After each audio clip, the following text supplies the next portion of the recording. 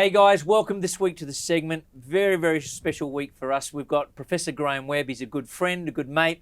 I've known him for about 13 years. We've had many fishing trips. He's the owner, founder of Crocodylus Park. He's known internationally as one of the world's, I guess, most renowned crocodile experts. Welcome, Grahame. Dr. Grahame, Professor Grahame. Oh, how are you, mate? Chris? I'm fine. Good. So tell me, how does one of the world-leading experts be the only person that I know that has got bitten by a crocodile? Oh. Well, it was a long story, but to cut it short, when we were really doing a lot of the early research on eggs and embryos, and we were going into a nest and learning to go into nests, and I was looking for the female at the nest, and I hadn't realised in the water she was under my feet. And then when I felt it, oh no, and I turned around to yell, and she just grabbed me by the leg and basically she wasn't trying to eat me, but more or less telling me to take off, which I did. And yeah, sobering. I saw, actually, he had a film crew that day, and I remember seeing the footage, and I remember seeing you lying in the hospital, and the doctor was there with a needle going straight into this leg that was open. Yeah. Well, it was the early days of croc bites, and it got infected, as a lot of croc bites do, and it did take a long time to heal up, actually. So I know we're here to talk about business, but tell me this: does it hurt? I know it's a stupid question. When it hits, it hits with such power when they hit that you don't feel it, but you know what it's going to look like when you look at it, So you just feel the thump. It's later when it, any big wound, if it gets infected and stuff, is quite painful. But so are a lot of other things. It's not that bad. Not that bad. I like it. So listen, you've been involved in crocodile research. You've done so much up here in the Northern Territory and internationally. Tell me, we don't live with crocodile bites or attacks a lot here in the Northern Territory. I don't know what it is, but is there part of the world that has to live with this on a day-by-day basis? Yeah, absolutely. Like, part of the reason here is everybody is well educated about crocs. Even, just the average guy in the street knows a lot about crocs relative to other animals, perhaps. And in some places in the world, croc attacks are really... They're happening all the time. Like East Timor, which is only 450 kilometres away, they've got one person killed every month. And West Timor is probably the same. And those crocs could be coming from here. Those people, 20% of the road toll is crocodile attacks. So it's no good trying to sugarcoat it. These are very serious predators, especially for people who are living a reasonably basic life where they've got to be in the water all the time and washing and everything else. That's where they get their water from. And they're fishing, they're subsistence fishing. Yep. And so they are serious, and it's one of the big difficulties with the conservation of crocs. If your conservation works, the croc numbers build up. When the croc numbers build up, they start eating more people, and then everyone wants the croc numbers brought down. So trying to balance these things is a challenge. So you've been absolutely attributed to playing a major role in restoring the crocodile population up here in the Northern Territory. Whether you like that accolade or not, it has been bestowed on you many a time. Have they restored fully to their... Are they there? I think they're up where they were historically. I think the decision to protect crocodiles in 1971 was a smart decision. They were very depleted, and they started to recover. The biggest challenge was, as they started to come back in numbers and started to attack people again, the public had no reason to want them. And so the area that I guess I was instrumental in doing was trying to get the program going where you could use the wild crocs for economic benefits, so that landowners could get something, that croc farm, there could be an industry. That was the area. There's a lot of politics involved in that, a lot of biopolitics, not locally, nationally and internationally, and that was quite a big effort. All right, so if you go down to Shady Camp now fishing, which is a bit partial to a bit of fishing, It's extraordinary in some parts of that Yeah, river. It is beautiful. absolutely extraordinary. I don't know if you'd say beautiful, but it's extraordinary. Yeah, no, it is. It's not that many places in the world that you can do that. That you can go and see big crocs just doing their thing. Yep. And so everything else being equal, it is a good attraction for tourists. You know, most tourists want to see a crocodile, and that is a giant benefit for everyone in the north. It is. So let's talk about business. So we're here to talk about the business of business.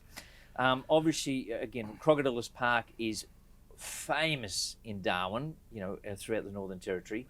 Tell me about, I guess, the tiers to Crocodylus Park. If you say that I guess the different divisions. So there's a museum. Yeah. Well, within Crocodylus Park itself, it's part of what we do. Part of what the main company does is Crocodylus Park. The other side's in research and consulting. That research we're not doing that much now because it's pretty expensive stuff, and we get involved in a number of different issues within the park itself. Like we've got our own little river, we've got our own museum, we've got our own crocs, we've got other animals. You know, we've got the lions and tigers and monkeys, and it's all about. Kids in Darwin couldn't see any of those exotic animals before we did that, and that to me was just a bad thing. Like, I thought it was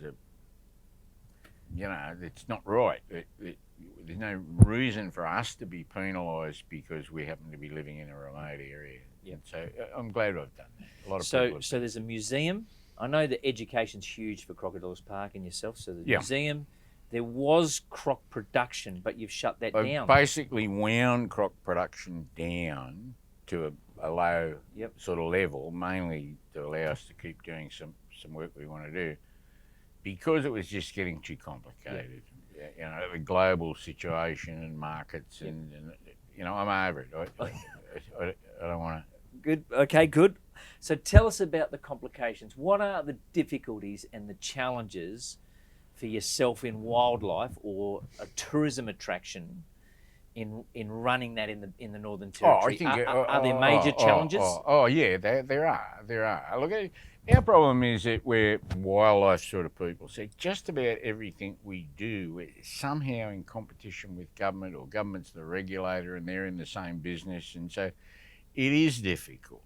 It is difficult. I won't go into the details, but it's hard. But remember that we're a very small place, and when you take the visitor sort of figures that are assembled, we'll get rid of all the fly-in, fly-out workers and everyone else coming up for business. A conference or just concentrate on the tourists, because this is what gets missed. And what we depend on is those tourists and local people being able to come with their kids and things. So there's not a lot of tourists. You know, tourism's been in a dive since 2007, 2008. It's gone down, leveled, gone down. When the whole IMPEX thing was here. But that's not what the newspaper says now and again. Well, yeah, but they I won't go into the statistics, but they're often talking about visitor figures, not tourist figures. Got it. So when the IMPEX thing was full bore, they were saying tourism's booming, but it's not booming. Every hotel room was taken up by fly-in, fly-out workers. There were hardly any tourists. The tourist industry was in a desperate situation.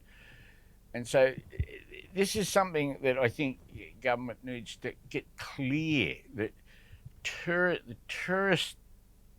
tourism is something we need to promote. People don't come here because there's an air-conditioned bus or an air-conditioned room, or they've got a restaurant or something. If they're feed-ons on tourism, they come to see things, to experience things. And because tourism's never isolated in any of these figures and looked at, it's always combined in odd ways so you can't work out what's going on. The real state of tourism is seriously in need of a bit of enthusiasm and a bit of innovation and a bit of help to build it up, because we are a great place. Most people in Australia want to come here at some time. Tourism from interstate is our biggest potential source. It has been historically. We've just got to make it easy for people to get here and take all the focus on the one thing. Focus on the one thing. We're actually. I feel like we're getting on a bit of a soapbox here. Yeah. Well, I've been at this for bloody years, because I've been tracking my figures for 26 years. Yep. And I know what's happening in my figures. And it's no good people trying to tell me I've made a mistake, I got the wrong business model or something else. It's not. I've got some very good people looking at what I do in business. It's better than most of the people that are available. The problems are real. There's a failure to really isolate tourism and look at it in its own right. But it's solvable. It's solvable. So, on that stage, so let's say, we're going through a period of time where, there's grants for people to start new tourism ventures and have a crack in innovation. This is might be a loaded question, but with all your experiences in the Northern Territory, what would you say to a young couple that had a desire to start a wildlife park or get into tourism? What business advice could you give to them? Oh, well, you should probably come and have a talk to me. maybe I'll scrap that question. But I would tell them very openly what it's about. I can't stand all this business manipulation. Look, the reality is it's a very hard business to be in. Yep. You can do the calculations on the back of a postage stamp with a Technicolor about tourism.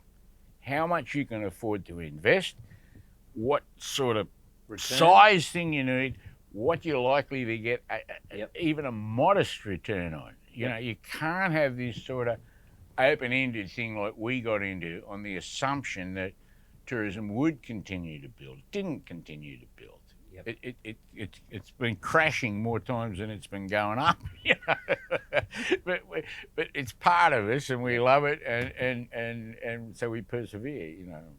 So let me say this. I feel like if, let's say, hypothetical, a chief minister said he called up, I'm not sure he would after this conversation, but he called up and he said, hey, Webby, I need you to come in and give me some advice for the day. And I do trust your advice. You've helped our business, with some cold, hard truth at times, which has been great.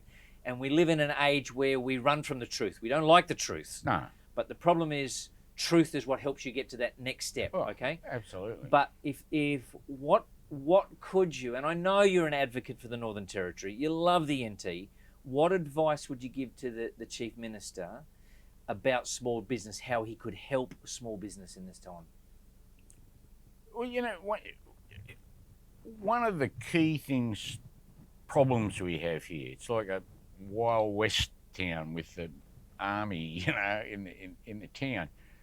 The public service here is huge, and a lot of the expertise that's within the public service is not available to small business. You can't go and take a consultancy service out with someone. So a lot of people, I think, what they should do is do what Everingham did when he first came in, which is privatise as much as you could, where all the departments had their own mechanics and carpenters and electricians and gardeners.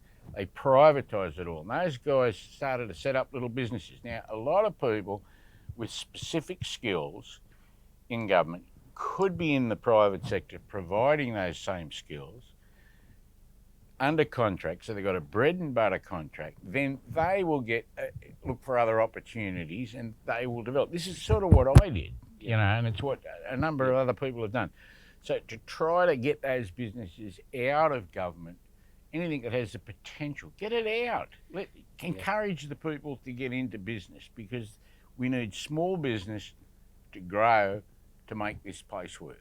Because small business is one of the biggest feeders. Small business is the key to the whole thing. Yeah. Not big business, small business. So do you think the government, or I guess governments, not just can relate to small business? No, they don't. There's a real hubcap mentality in governments that they want to hang around the big wheels. What's the big wheel? The big wheels mean the big businessmen, the guy you know, it's something about now I'm in government. Well, I can rub shoulders with the big wheels, you know, and that's important, obviously, but they've really got to go back down the other way and say, how can we get more small businesses going? How can we get the more small businesses you have that can be sustained, the better. And can the government outsource some of these services and encourage these businesses to get started? Because that's where you get flow-on effects. Like we've employed up to, I don't know how many people, but it all came from the expertise we'd built up when we were working as consultants with government. And I know other people have done that. So that's what I Good would advice. I wasn't expecting that, but it's very, very good advice. And I know you're passionate about this stuff. You've lived it and you've breathed it. So I sort of appreciate your comments. Let me give you 10 top questions here. Here we go. 10 fast questions. What's your favourite food to eat? Fish. Fish. What is your favourite airline to fly on? It's usually Qantas. Because you do fly, well, you used to fly around the world. Yeah. I know that there's been times where you've flown to Los Angeles just for a 2-hour meeting on conservation, straight back. Yeah. We've been in the fishing boat on the Friday. So tell me, not that I've never known you to actually have a holiday, but if you were to have a holiday, where would you go? One of the countries I really like is Mongolia.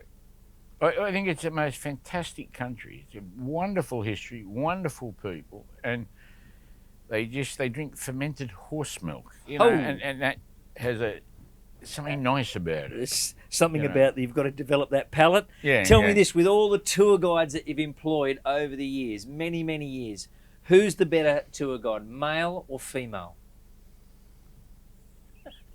That's tricky, but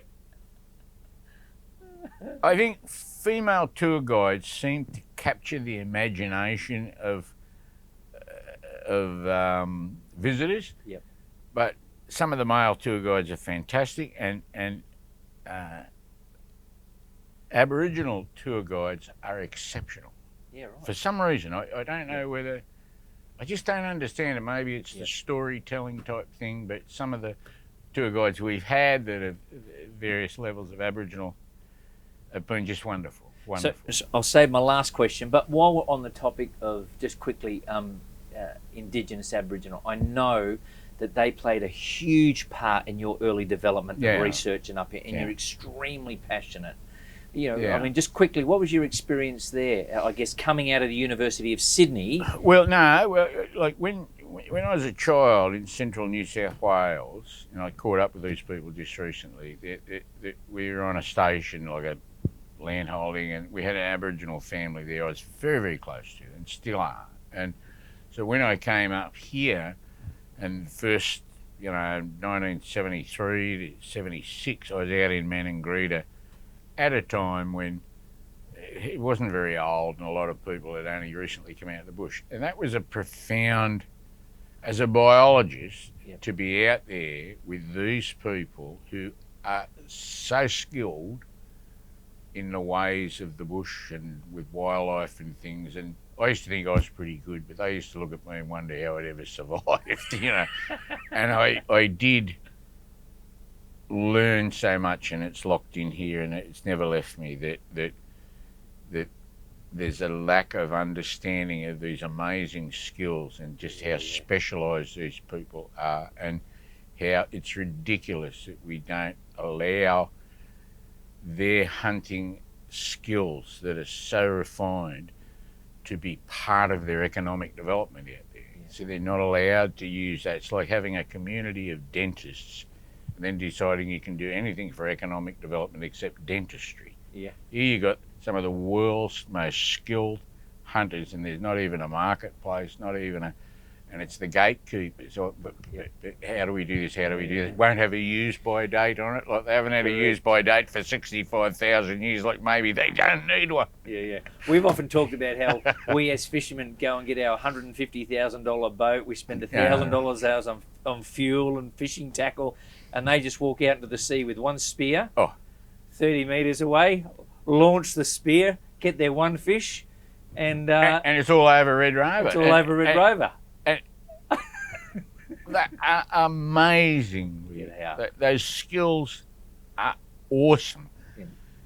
And they're in danger of being lost unless somehow they're built into something that's economic. Yeah. You know, and so there's a lot of thinking. I know you're very to go passionate on. Yeah, about I am. We'll get you back next time with a baby crocodile. Okay. Hey, listen, and the last question I had for you here was, what's your favourite dangerous alcoholic drink? Everything. no, just about everywhere I go, whatever people are drinking, I like it. Yeah. Mate, you're a great advocate for the Northern Territory. You've been a great mentor to many, many people because your sense of truth is compelling. It's frightening. Not everybody wants it because we all like to sit on our banana chairs and believe that we're amazing. But I really just salute you on what you've done for the Northern Territory and for business, Grahame. You've been a great leader and a great mentor to many people. Thank you. Thank you, Chris. See you on the fishing boat. Okay.